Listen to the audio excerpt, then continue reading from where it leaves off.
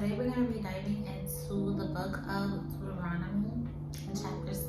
You know, this book is a fundamental instruction, right? It's God's heartbeat for the way how we live, love, remember, and pass faith to the next generation. So grab your notebook, open up your heart, and let's walk through this together. Deuteronomy 6.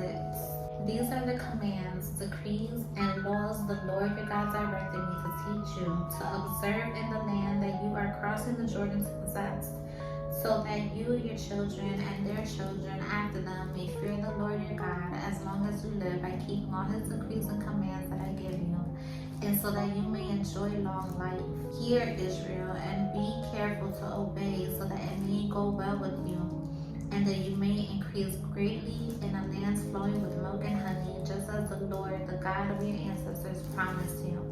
Hear, O Israel, the Lord our God, the Lord is one.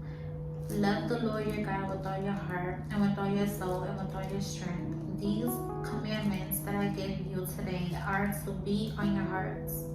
Impress them on your children. Talk about them when you sit at home, and when you walk along the road, when you lie down, and when you get up.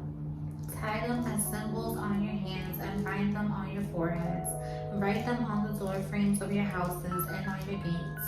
When the Lord your God brings you into the land he swore to your fathers, to Abraham, Isaac, and Jacob, to give you, a land with large, flourishing cities you did not build, houses filled with all kinds of good things you did not provide, wells you did not dig, and vineyards and olive groves you did not plant. Then when you eat and are satisfied, be careful that you do not forget the Lord who brought you out of Egypt, out of the land of slavery.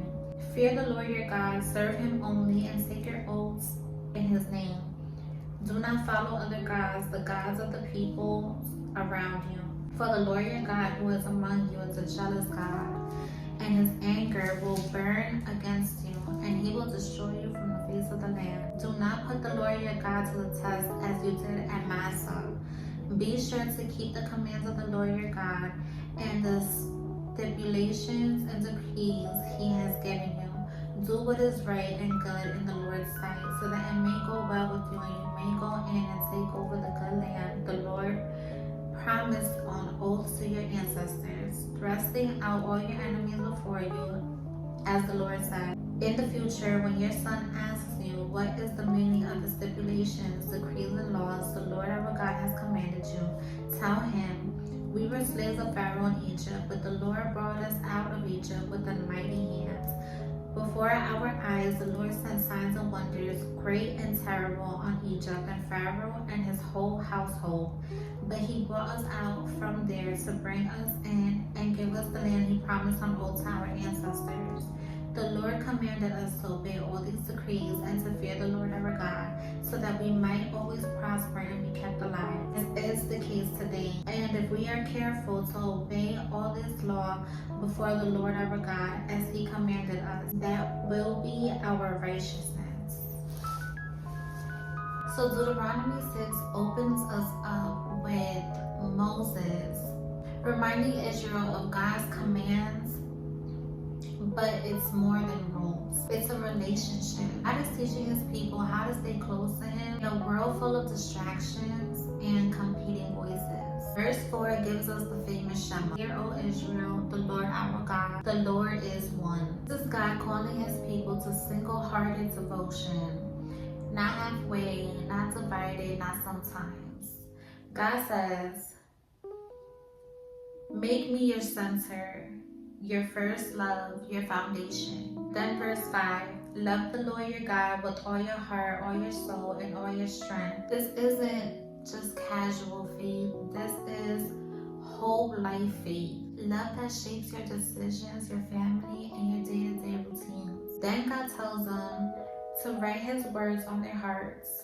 Teach them to their children. Talk about them at home, on the road, when rising, and when lying down. Why?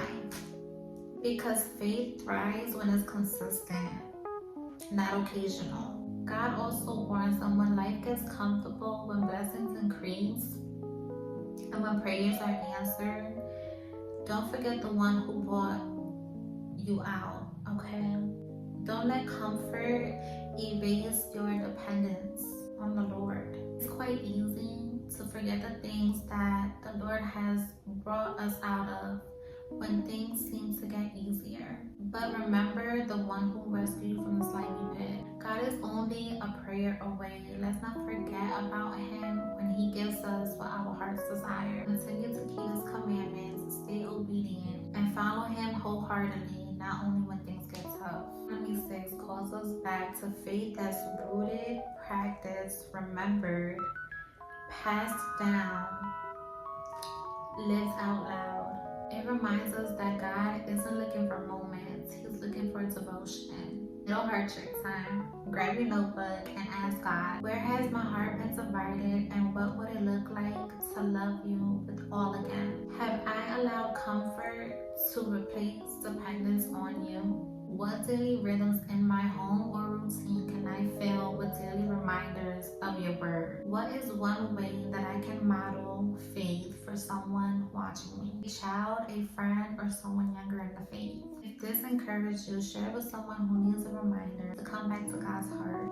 Stay rooted, stay teachable, and as always, let God's word lead you this week. Be blessed, and I'll see you on the next one.